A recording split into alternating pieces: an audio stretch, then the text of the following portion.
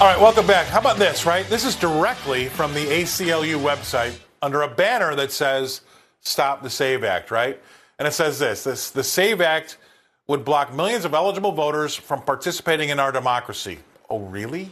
They said it requires in-person citizenship documentation that would effectively end online and mail-in voter registration and exclude millions of eligible citizens from registering to vote if they don't have passports or access to their birth certificates, or if those documents do not reflect a recent name change. So I'll translate all for you, all right? I'll translate it for you. They're just against photo ID to vote. That's it. That's what that all means. So once again, these people find themselves on the wrong side of common sense. It's an 80-20 issue, right? The ACL goes on to say that this bill could keep millions of people from being able to vote and would shut countless eligible voters out of our democracy, and it already passed the House. They're freaking out. Well, I'd love to know this about anybody at the ACLU. Do they ever board a plane? Or have they ever rented a car? Or maybe even if they bought a beer recently? I don't know. I want to hear what my next guest has to say about it all. So please welcome to the show, Dr. Carol Swain. Dr. Swain, I love having you on. I want to hear your point of view on this, but this seems so antiquated, and I've seen the polls, and it doesn't matter if you're a Democrat or a Republican, it's a 75-25 issue. And these folks are on the wrong side of it. I just want to know, is it really just because they're trying to get people that shouldn't vote to vote, or are they just stupid? I have always argued for years that it was never about Black Americans, because at one time they argued that it was a violation of the Voting Rights Act. Black people would not be able to vote. But Black people have responded with, hey, we have IDs, we can vote. Supporting, as well as Hispanic Americans, they're supporting the SAVE Act.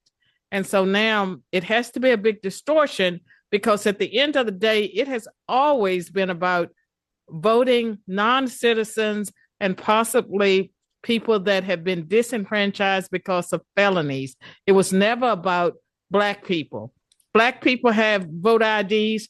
Poor people have voter IDs because they have identification, because you cannot get public assistance without identification. So whether you're a citizen or a non-citizen, you have identification. And so, to your citizen and non-citizen issue, though, I do believe that side of the aisle tries to blur the line between the two. It's not fair that citizens have rights that non-citizens have. We don't want these people to vote too. I can't stand that point of view. I think we talked about it once before.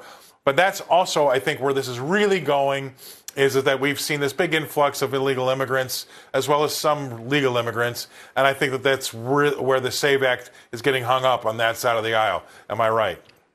Right. And it would impact Democrats, because we know that they have removed just about every protection in some states as far as voter requirements. In some places, you don't need a photo ID. You can vote by mail. People have been mailed multiple ballots. And so regardless of what AI or Google says about whether or not people that are not authorized to vote in this country vote, we know that they do.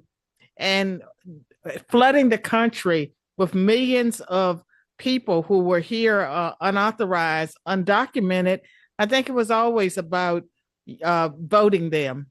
And this is what the SAVE Act is really about. And it's important for people to contact their senators now and urge them to vote for the SAVE vote, because every vote that's cast by someone who is not authorized to vote in this country, it dilutes the influence of American citizens. Yes.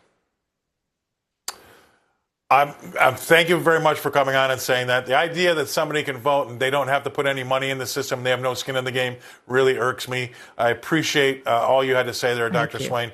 Great having you on. You got a lot of fans at the Cowguy Close. We love what you have to say. All right, let's move along. Thank you very much. See you again next week.